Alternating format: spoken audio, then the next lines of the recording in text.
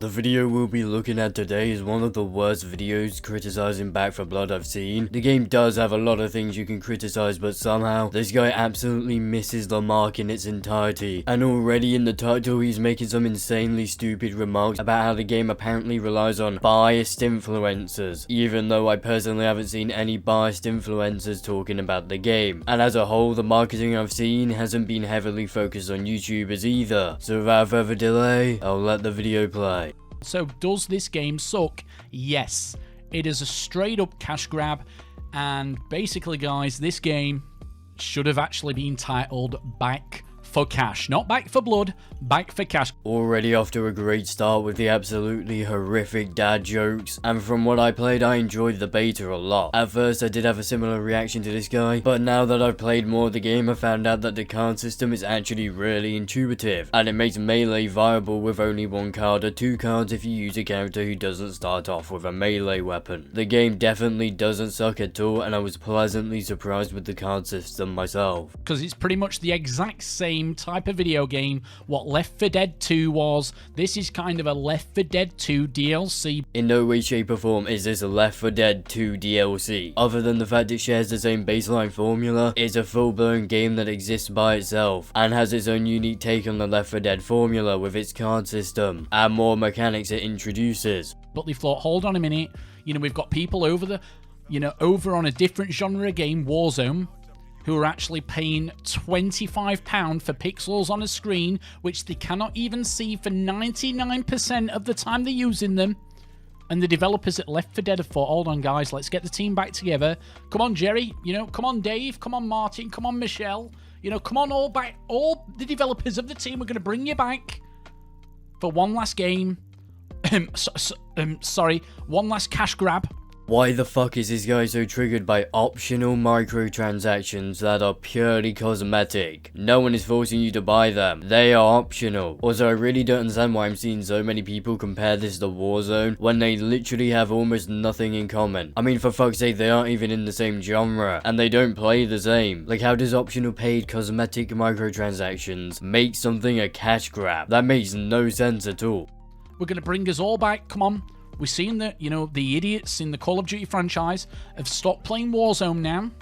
As much as I dislike Warzone, that game is far from dying, and you'd have to live in an alternate reality to think otherwise.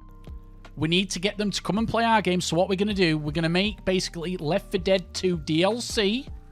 We're going to put some card packs in it, to make it look a bit different, for the supply drops when we add those in. We're going to have a season pass as well, everything has the season pass now.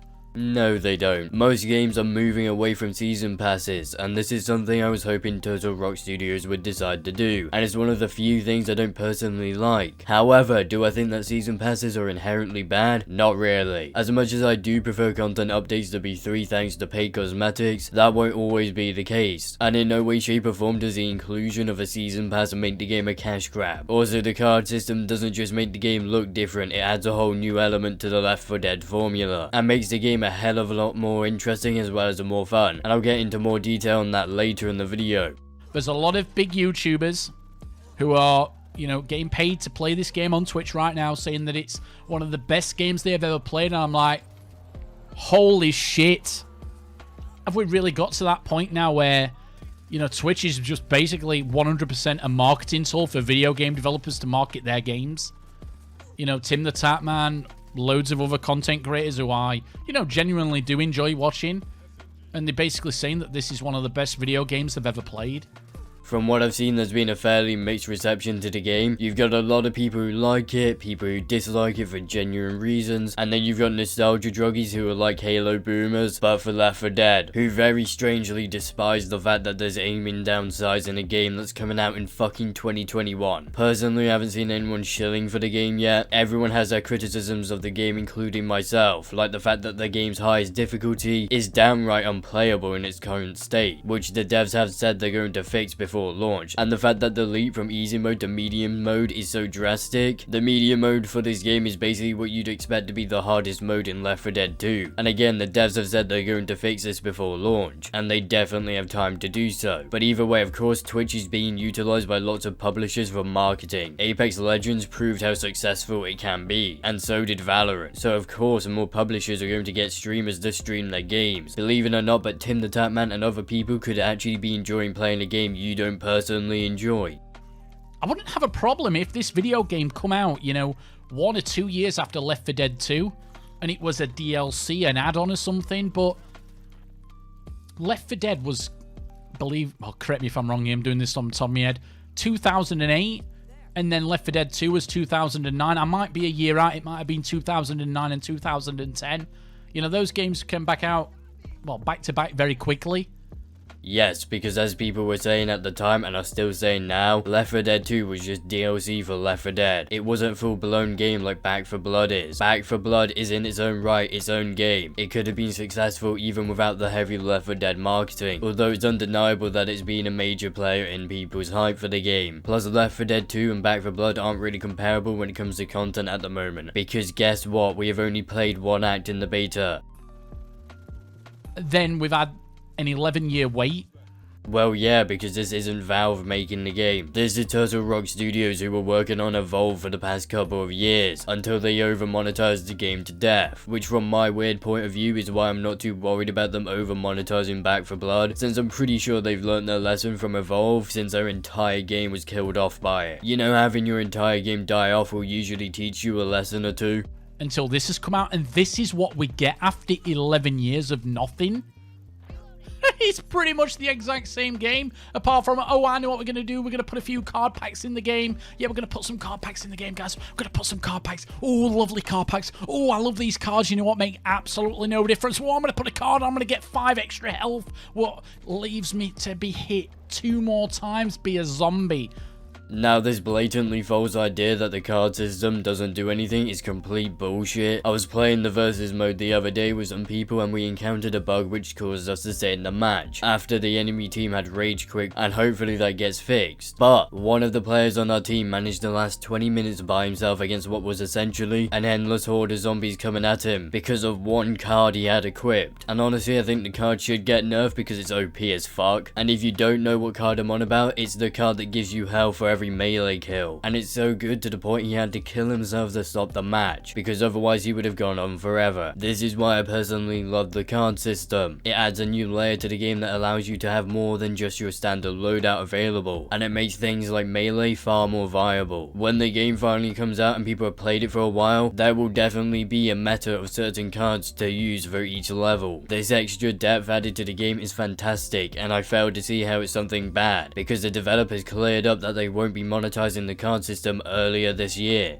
Oh, look, there's some corruption cards. Oh, yes, so instead of you doing the same thing 27 times in a game, you're going to do the same thing probably 15 times because you've got a slight variation to the level you're doing. Wow.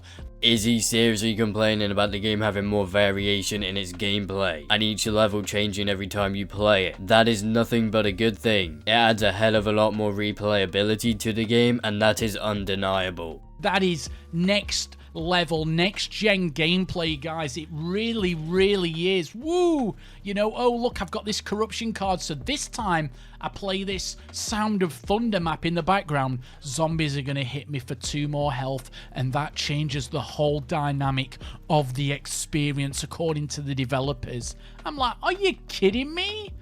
I'm having the exact same reaction you just had to what you're saying right now. We have barely seen the majority of the corruption cards because guess what? This is a fucking beta. And from the corruption cards I've experienced, it 100% does drastically change the levels. From adding fog to them, which I was surprised with how much visibility you lose thanks to them, to it having every door that you open causing a horde. I'd honestly be surprised if this guy's played more than an hour of the game. And even still, this idea that every game releasing on next-gen systems needs to push the hardware to its absolute limit is so stupid. Not every game needs to push the PS5 and Xbox Series X to the absolute limit. Is this what you get now for $49.99, guys, on Steam? $49.99 on Steam. And then the deluxe version for the biggest fanboys out there who have just got more money than I have testosterone, you can pay $79.99 for the deluxe version. $79.99. It's almost like it's completely optional to pay for the deluxe edition, and that $60 is basic standard pricing for a AAA game. The reason the deluxe edition costs more is because it gives you more content. This isn't rocket science, my guy. This is video gaming right now, guys. You know, they're all seeing, all the developers and publishers are seeing what Warzone have achieved, you know, by basically making DLC for their game, you know, making it so people can actually see more pixels, sorry, different colored pixels on the screen with the skins, what they cannot even see, believe it or not. That it's set off a whole shitstorm, guys, because the players on Warzone was buying skins they cannot even see because Warzone is a first-person shooter, but the skins are only seen from a third-person perspective, and other devs are thinking, holy shit, we want some of that. You know, the gaming community is the dumbest it's ever been. We want some of that, and that is what video game you've got here right now, guys. Holy shit, a developer wants to make more money via entirely optional cosmetic microtransactions that you yourself admit don't affect the player in any way, so it's not at all a fucking problem. I mean, goddamn, if you were trying to disprove yourself on why it's an issue, good job. Optional cosmetic microtransactions are not a problem and will never be a problem. And as long as the DLCs are worth the money, I don't have a huge problem with them existing. If you don't want to buy skins, no one is forcing you to do that, and clearly you don't like skins in first-person games anyway, so whether or not they're paid doesn't affect you at all. Because they know people will spend a lot of money on this video game. And how the fuck is it a problem if someone wants to spend their own money on optional cosmetic microtransactions? The fact you are getting pissed off and sound like you're on the verge of tears over someone potentially spending money on something that doesn't affect your experience of the game is incredibly pathetic. So we've completed that run. It's took what? 5 minutes to do one run. Oh, that was really intense, guys. The sound of thunder. Wow. That was really intense. Now, that is on easy mode, just to let you see the comparisons here. So, you come back here, guys, and you'll actually see, at this point, basically the content you've got. So, you've seen what I've just recently done there. I've edited off, so I do apologise. But, you know, it just shows you there's a lack of content in this beta. People are going to come out and say, oh, it's only a beta. It's only a beta, Si. It's only a beta. Calm your pants down. Oh, calm your pants down, Simon. It's only a beta. Calm down. You're just a hater. You're just toxic YouTuber troll. It's got nothing to do with that, ladies and gentlemen, you know. Yes, it fucking does. Of course a beta is going to have a small amount of content. Do you really expect them to give you the whole goddamn game for free in an open beta? The entire point of betas is to stress test the servers, check for bugs, and fix issues that players are finding before launch. And the fact that you acknowledge this is a beta and still complain that there's a quote-unquote lack of content is astonishing. No fucking shit, the beta won't give you full access to all of the content. I don't know how you got this idea in the first place, because I don't think I've ever heard of developers giving people full access to their entire game through betas. Betas have always been, for the most part, selected previews of a game with limited content, so I really don't get how you're so pissed about this. The fact he's surprised people call his channel toxic when he regularly makes shitty content like this is also amazing to me. Obviously people are going to see your channel as toxic when you make videos like this. We used to get so much more content, you know, back in the day, you know, and now, you know, video gaming has just turned into a cash grab. You know, since video games have started making more than, you know, traditional film and television, you know, there's a lot more people getting involved in the gaming experience where they just know and exploit as much money as they can. They don't really care about making a good video game, they just care about making money. Ah, yes, I do have to agree that this public beta was definitely a cash grab. I mean, truly, there is nothing illogical about claiming a public beta is a cash grab, apart from the fact it costs nothing to access the public beta. Like, bro, come on, there are plenty of things you could genuinely critique the game on, but you choose to do this toxic bullshit instead. And it's a trend definitely in the video gaming atmosphere at the moment. Don't you just hate developers allowing you to see if you like their game months before it's released for free? God, I know I do. So, you know, you're getting poorer video games like this one. I've always said that video games need to have content to be successful. It doesn't really matter about graphics. You know, we need content, and this game has a lack of it. Once again, this is a fucking beta. Like, you can't make this shit up. The guy's complaining that he hasn't gotten the full content of the game in a bloody beta.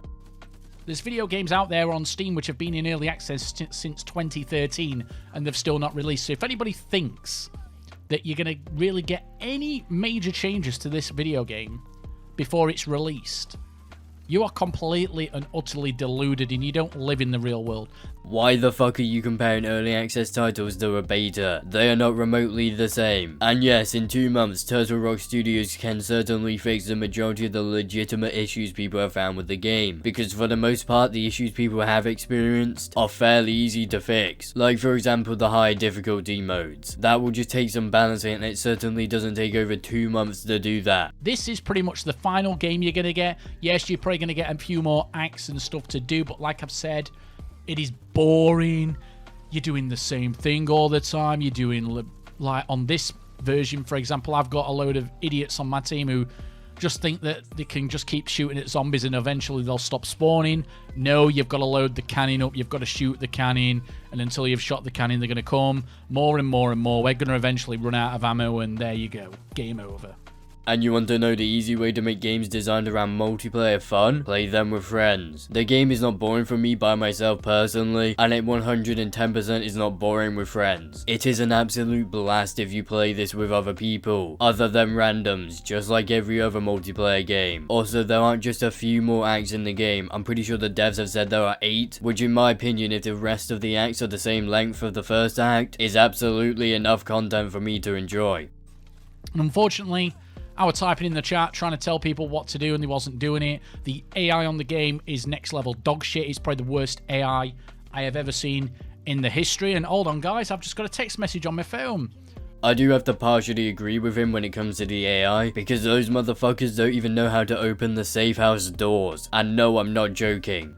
Oh look, this is from, the Back for Blood developers saying, please do not slag our video game off. We will pay you like we're paying every other single YouTuber and Twitch streamer to say positive things about it. Yeah, I'm afraid I'm not going to do that. This game is an absolute shambles. It kind of leaves a very, very bad taste in my mouth. Ah yes, the classic if other YouTubers disagree with me, they must be Shills card. You've got to love the pure unfiltered ignorance and ego of some people on this platform. This game should have been called Back for fucking Cash. That joke was so funny I forgot to laugh. It should be a DLC for £15. I'd love to break it to you, but Turtle Rock Studios don't have the rights to Left 4 Dead, so that wouldn't have even been possible. But like I said, if you want to buy this game on Steam or PlayStation, you're paying, AAA prices, guys. You're paying AAA goddamn prices. You're not paying for an indie title, which this is, I fail to see how it's an indie title when it has the budget of a AAA game and is published by Warner Bros. The game is definitely AAA. Whether or not you think it's worth the price is primarily subjective. It's crazy. The only way I can recommend anybody to, buy this game is if they've got Xbox Games Pass, and you're kind of not buying it anyway because you've already got Xbox Games Pass. And you get this game for free on day one with Xbox Live Game Pass. I mean, yeah, people should definitely check it out on Game Pass if they have it. I mean, that's basic common sense and nobody needed to be told that, if I'm honest. And the only reason they've got those cards in the game, I should imagine they're going to have some kind of a in-game shop, maybe supply drop system or something like that. Not that you pay with real money. The developers have stated several months ago at this point that there won't be paid microtransactions for the card system in the game. They're probably going to have some kind of a battle pass. I don't know if they're going to go down the live service route. I haven't even been bothered to, research it, if I'm being honest, guys. What is it with YouTubers and making topics and stuff they haven't even slightly researched? Back 4 Blood will have a season pass and not a battle pass, and all paid microtransactions will be purely cosmetic. This is all shit you should have known before making your video, but beyond lazy content like this will sadly never disappear off of YouTube. Ultimately, at the end of the day, I've played this game. I've realised it's absolutely dog shit. It's a cash grab. $79.99, guys, really, for a, Left 4 Dead 2 DLC. It's, it's absolutely shocking. $79.99 is for the Deluxe edition, a completely optional upgrade of the game that in no way, shape or form do you have to buy. But I'm laughing because I know people are going to come on this video and going, I think it's a great game. I think it's worth $79.99. And, that is ultimately, guys, why video games are getting worse, because people are becoming, more and more loose with what they class as a good video game. Yeah, $79.99, guys, for pretty much a Left 4 Dead 2 DLC. Once again, that is not how much the game costs. $17.99 is for the Deluxe edition, an upgrade of the game that is optional for people who want to pay for it. It's ridiculous how insane some of these YouTubers are, to be honest, and the fact he doesn't understand why people see his channel as toxic is baffling to me. I said, you know, the same thing about Predator Hunting Grounds, that it's complete straight up garbage, that game's going to be irrelevant. And guys, I'm sorry to say, once the, you know, big YouTubers and Twitch streamers stop getting paid, you know, for saying good things about this video game, this is pretty much going to become a very dead video game very, very quickly. So yeah, I'm sorry if I've upset you guys, but this is my opinion. I know I'm going to be right. $79.99 for basically a Left 4 Dead 2 DLC. This game, it sucks terribly. I mean, considering how you think Splitgate will die off soon, I can't exactly take your statement as anything serious. You seem to just think everything popular will die soon, and you clearly have no idea what you are talking about, and you even admit to that in this video. Now we've finally come to the end of that terrible video, so with all that being said, please do not forget to do all the things YouTubers love to beg you to do, aka check out my Discord server, follow me on Twitter, as well as like, comment and subscribe, so that I'll see you all in the next video.